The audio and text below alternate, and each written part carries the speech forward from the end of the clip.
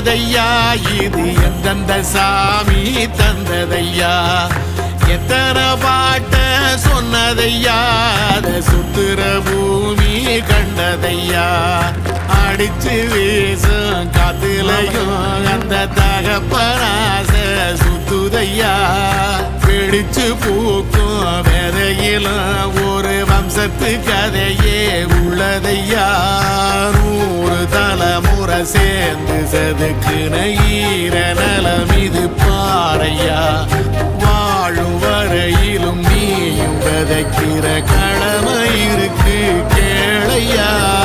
கோடி விளக்காயேந்தி கிடந்த